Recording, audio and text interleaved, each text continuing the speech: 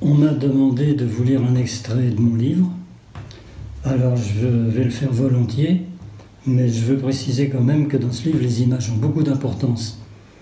Elles doivent être lues, pour ainsi dire, en même temps que le texte. Et ceci dit, je vais donc commencer par le début, tout simplement. C'est parti.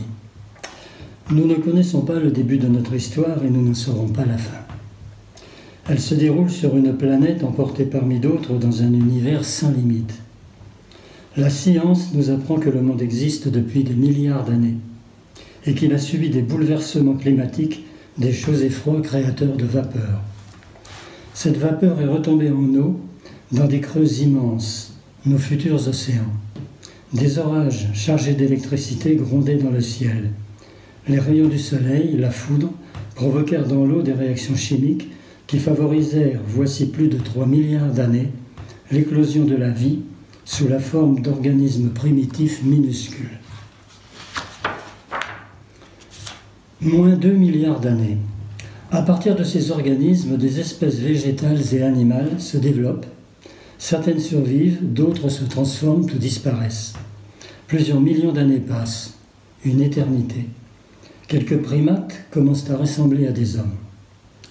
Moins 3 milliards d'années. Parmi eux,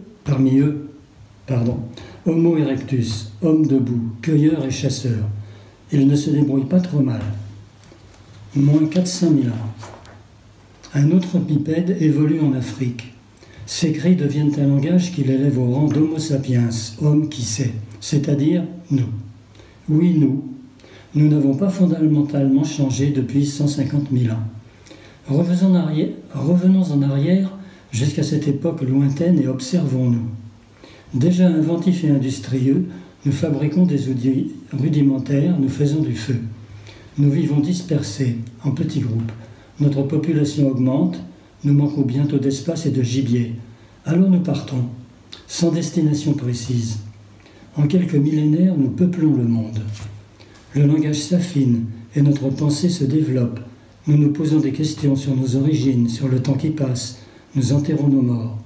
Très tôt, nous cherchons à faire de l'art, activité qui pourtant ne semble pas utile à la survie. Nous trouvons un moyen de laisser des empreintes de nos mains sur la roche. Dans quelques millénaires, nous saurons peindre et dessiner. Voilà, je pourrais continuer, mais je préfère m'arrêter pour préciser que ce livre est donc l'histoire du monde, mais c'est surtout l'histoire des peuples. Et l'histoire des peuples commence comme je l'ai commencé à l'instant, et à cette époque, c'est vrai qu'on pouvait parler de nous en disant « nous ». Et on a pu le faire pendant très longtemps. Mais il s'est passé énormément de choses, des millénaires, des centaines d'années ont passé, et on arrive à moins 700, avant Jésus-Christ. En ce monde à présent, nous sommes environ 100 millions d'individus, tous de même origine, mais devenus différents selon les climats et les ressources des régions que nous habitons. Beaucoup se reconnaissent dans un peuple ayant sa propre langue, ses coutumes, un mode de vie particulier. Chacun cherche à délimiter son territoire.